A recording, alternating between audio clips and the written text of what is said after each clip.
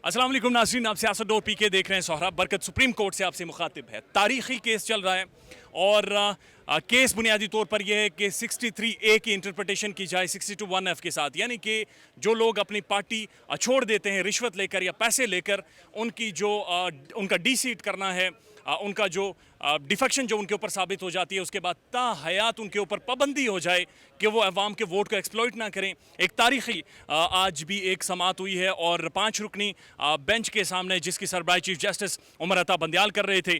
अदील वड़ाई साहब हमारे साथ मौजूद हैं, senior reporter, journalist, television presenter हैं, आज कोर्ट रूम में मौजूद है। अदील साहब अस्सलाम वालेकुम। वालेकुम सलाम जी। क्या निकाले हम 2 घंटे के अटॉर्नी जनरल के जो उन्होंने कॉन्टेस्ट किया है, उससे क्या समझा आपने?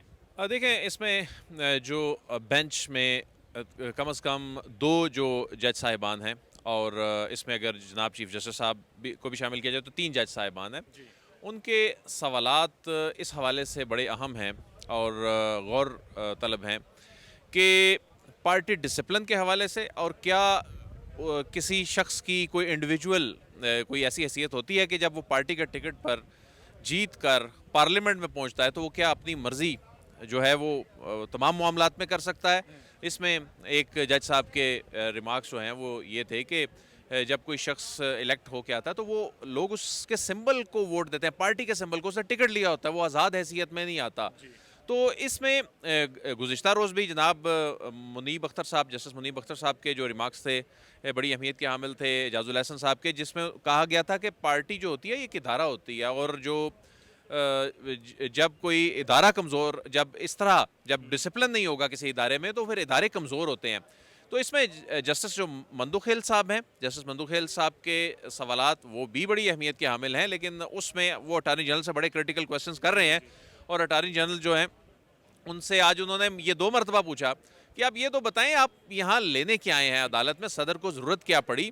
तो उसमें अभी तक ये इस्टेब्लिश करना है अटॉर्नी जनरल ने कि ये जो लाइफ टाइम डिस्क्वालिफिकेशन कैसे बनती है, वो इसको मोरालिटी से जोड़ रहे हैं। अटॉर्नी जनरल ये कह रहे हैं कि 63A को अकेले ना पढ़ें, ये बेसिकली क्वालिफिकेशन और डिस्क्वालिफिकेशन की हेडिंग में 62, 63, 63A उसके अंडर आता है, तो इसको आप आइसोलेशन में नहीं पढ़ सकते। तो इसमें आज जनाब जस्टिस एजाजुल एहसन साहब ने भी ऐसी ही बात की, यही रिमार्क्स दिए कि आप इसको अलग से नहीं पढ़ सकते, इसको आइसोलेशन में नहीं रख सकते। इसमें जब क्वालिफिकेशन 62, फिर जब 62 की बात करते हैं तो फिर उसमें फॉर लाइफ डिस्क्वालिफिकेशन का मामला आ जाता है।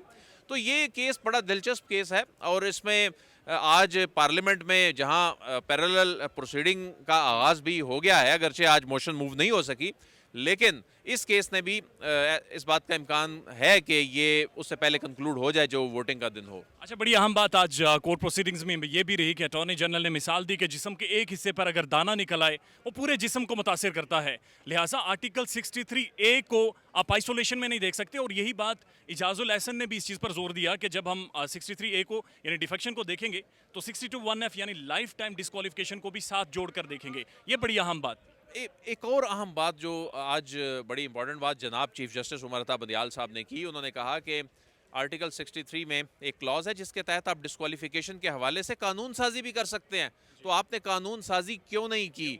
और ये हुकूमत के पास एक इख्तियार की जानिब इशारा था शायद कि आप, ये तो आपकी डोमेन है, क्योंकि अदालत देखें इस मामले में शायद कोशिश ये कर रही है कि पार्लियामेंट के बहुत सारे मामलात में ना पड़ा जाए। आइन की तशरीह की हद तक अदालत इसमें कर देगी, लेकिन स्पीकर के क्या इख्तियार होने चाहिए, पार्लियामेंट के अंदरूनी मामलात क्या हैं, उसमें अदालत नहीं पड़ेगी। और ये भी अगर जनाब चीफ जस्टिस साहब की जानिब से उनकी जानिब से ये सवाल था, हुकूमत को देखना चाहिए कि उनके पास पावर्स क्या हैं। तमाम मामलात आप अदालतों में लेते हैं, आप अपनी पावर्स को भी देखें कि 63 में अगर आइन के आर्टिकल 63 जो डिस्क्वालिफिकेशन की बात करता है उसमें अगर ये पावर्स हैं पार्लियामेंट के पास, आप एक्ट ऑफ पार्लियामेंट के जरिए, जिस तरह की अदालत ने कहा कि इलेक्शन एक्ट 2017 बना है, तो आप इसमें भी ये ऐसी डिस्क्वालिफिकेशन ले आते हैं। और इस पर बाकायदा चीफ जस्टिस ने सवाल पूछा कि आप क्यों नहीं लेकर आए। लेकिन अहम मामला ये भी है, आपने ज़ाहिर गौर किया होगा कि अटॉर्नी जनरल ने चीफ जस्टिस को वाज़े तौर पर मुखातिब करते हुए कहा कि आप कस्टोडियन ऑफ कॉन्स्टिट्यूशन हैं, पार्लियामेंट ने कॉन्स्टिट्यूशन बना दिया है, अब उसकी मजीद इंटरप्रटेशन आप लोगों की जिम्मेदारी है और आप ही करेंगे, जिसको कंसीड किया जस्टिस इजाजुल एहसन ने। जी बिल्कुल, जो कॉन्स्टिट्यूशन की इंटरप्रटेशन जो है वो तो सुप्रीम कोर्ट ऑफ पाकिस्तान नहीं कर रही है, आईनी अदालत है।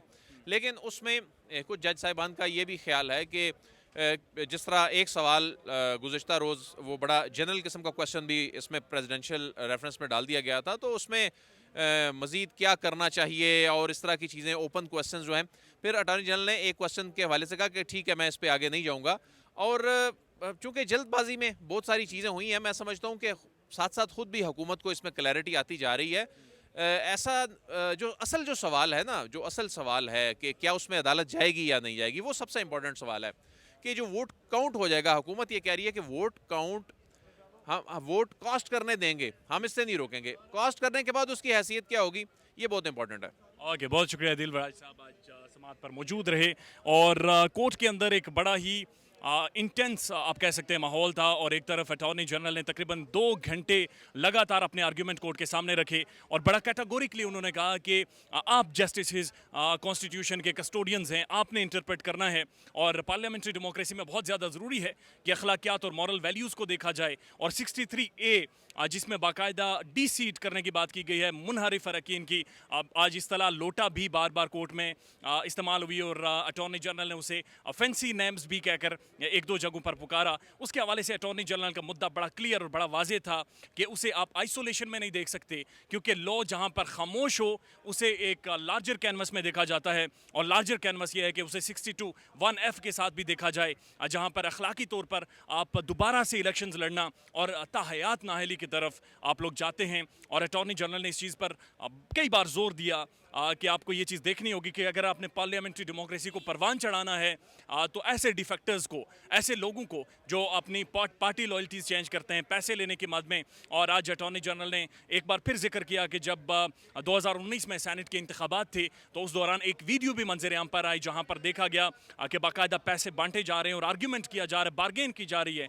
कि कितने पैसे होने चाहिए, कितने पैसे नहीं होने चाहिए। इस पर हमने देखा कि जो जस्टिस मंदोखेल थे और उन्होंने बड़े क्रिटिकल सवाल पूछे और एक टाइम पर उन्होंने पूछा कि अगर पार्लियामेंट की सारी पार्टीज इस चीज़ से एग्री कर रही हैं कि ये जो डिफेक्टर्स हैं, ये जो लोटे हैं, ये नहीं होने चाहिए, तो फिर क्यों नहीं आप लोग पार्लियामेंट में चले जाते और पार्लियामेंट के अंदर जाकर कोई कानून इस हवाले से वाजे करके कदगन लगा देते। अटॉर्नी जनरल ने आखिर में मज़ीद 2 घंटे का टाइम मांगा और वकला बरादरी भी वहाँ पर मौजूद थी और कोर्ट में कई बार बहुत ज़्यादा कहके भी लगे और एक तंज़ो मज़ा का भी बहरहाल सिलसिला जारी रहा। लेकिन आखिर में अटॉर्नी जनरल ने फिर इस्तदा की कि उन्हें 2 घंटों का मज़ीद टाइम दिया जाए और उसके बाद जो प्रोसीडिंग्स थी उन्हें मज़ीद एडजॉर्न कर दिया गया। अपना ख्याल रखिएगा। अल्लाह हाफ़िज़।